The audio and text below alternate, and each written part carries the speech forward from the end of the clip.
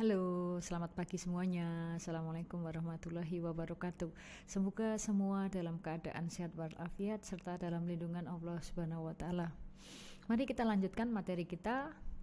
Pada pertemuan sebelumnya kita sudah bahas di sana rencana pembelajaran atau apa-apa yang akan kita pelajari selama satu semester ini. Kali ini kita akan melanjutkan materi kita yang pertama adalah tentang konsep dasar penganggaran perusahaan. Jadi kita akan bicara sebenarnya anggaran itu seperti apa. Jadi yang akan kita pelajari adalah pentingnya anggaran bagi perusahaan. Apakah perusahaan itu harus menganggarkan atau tidak? Apakah individu ketika melakukan bisnis secara individu pun di sana perlu melakukan anggaran atau tidak? Nah, disinilah nanti kita akan memulai membahasnya. Nah, di sini sebelum kita bahas anggaran itu apa, kita memulai mengulasnya dulu dari manajemen. Seperti kita ketahui bahwa manajemen itu adalah proses merencanakan, mengorganising, kemudian mengarahkan dan mengendalikan kegiatan untuk mencapai tujuan organisasi.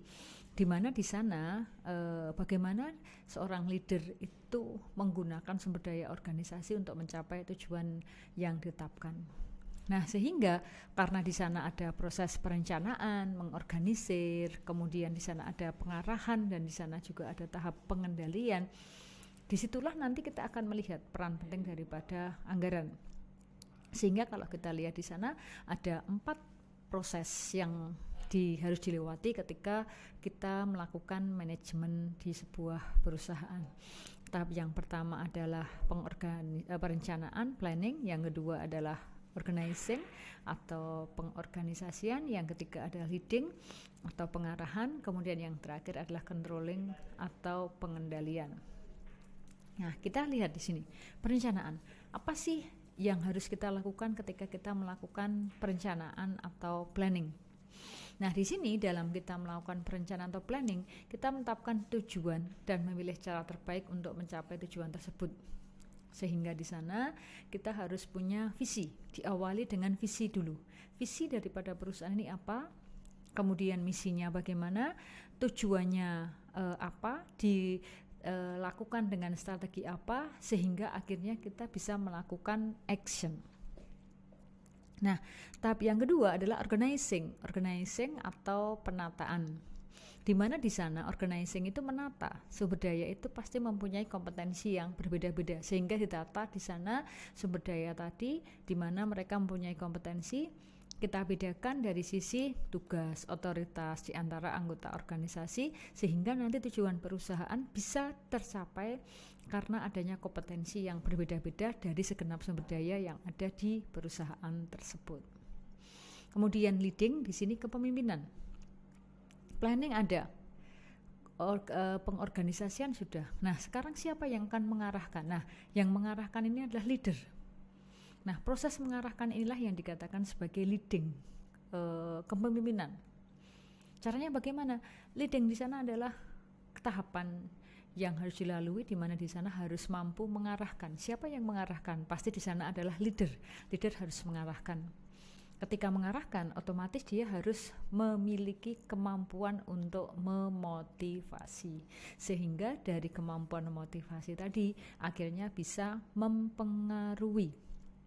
Efeknya, nanti semua sumber daya manusia dapat bekerja untuk mencapai tujuan daripada organisasi. Nah, kalau tiga-tiganya sudah dilakukan, rencana sudah, pengorganisasian sumber daya sesuai dengan bidangnya sudah, kemudian tahap yang ketiga di sana adalah melakukan leading atau mengarahkan tadi. Nah, tahap yang terakhir dari manajemen perusahaan adalah pengawasan, controlling. Jadi jangan sampai program itu jalan tapi tanpa ada pengendalian atau pengawasan. Nah, di sana dilakukan dengan mengukur dan mengevaluasi kinerja aktual, kemudian melaksanakan tindakan perbaikan bila diperlukan. Jadi evaluasi itu dilakukan. Jika memang di sana harus diperbaiki, ya diperbaiki. Jika tidak, paling enggak yang sudah dicapai di sana dipertahankan. Nah, sekarang yang akan kita fokuskan adalah posisi anggaran itu di mana, kan gitu. Nah, di sini anggaran itu merupakan salah satu hal kalau kita melihat dari tahapan-tahapan tadi, planning, organizing, actuating, and controlling, berarti penganggaran atau anggaran itu berada pada posisi di awal, di posisi planning. Nah, planning, perencanaan tadi kan dikatakan di sana itu adalah merencanakan segala sesuatunya. Salah satunya yang direncanakan di sana adalah berkaitan dengan keadaan keuangan yang ada di perusahaan, kaitannya dengan produksi, kaitannya dengan penjualan, kaitannya dengan sumber daya manusia, dan semuanya. Nah, karena di sana yang direncanakan itu berkaitan dengan masalah keuangan, sehingga di sana muncullah istilah yang namanya penganggaran atau budgeting. Yaitu di mana budgeting itu adalah proses penyusunan anggaran yang dibuat untuk mencapai tujuan perusahaan dalam memperoleh laba. Sehingga rencana yang berwujud angka-angka di sana, berapa sih pemasukan perusahaan, berapa pengeluaran, itulah yang dikatakan di sana sebagai proses daripada budgeting. Sementara budgeting beda dengan budget. Kalau budgeting menganggarkan, tapi kalau budget anggaran itu adalah rencana tertulisnya.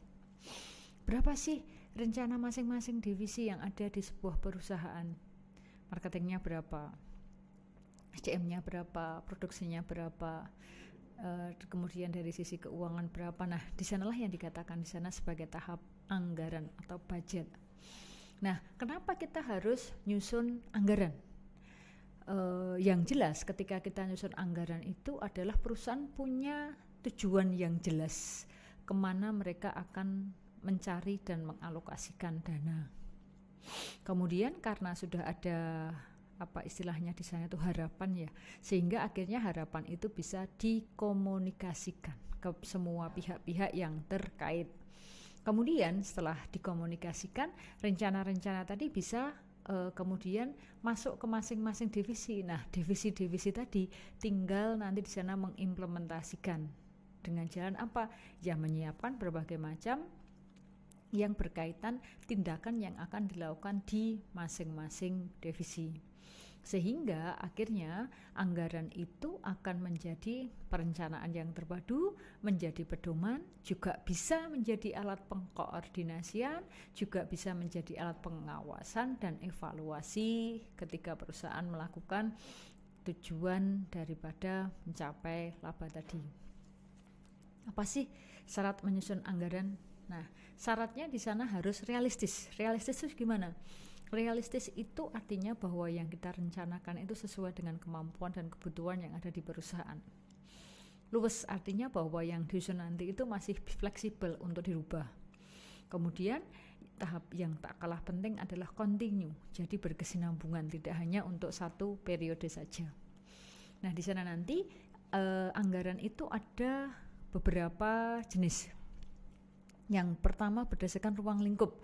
Ruang lingkupnya ada yang parsial dan ada yang komprehensif. Di mana parsial itu adalah per unit, sementara komprehensif di sana adalah menyeluruh.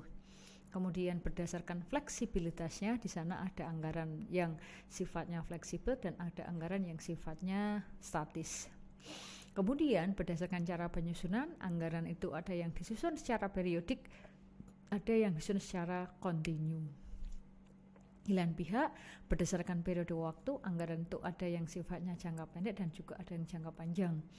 Kemudian berdasarkan bidang anggaran, ada anggaran operasional dan juga ada anggaran keuangan. Nanti masing-masing akan kita bahas di chapter-chapter pertemuan berikutnya. Nah, di sini apa sih keunggulan dari anggaran? Jika perusahaan di sana menetapkan anggaran, akan ada keunggulan apa itu? Di sana nanti hasil yang akan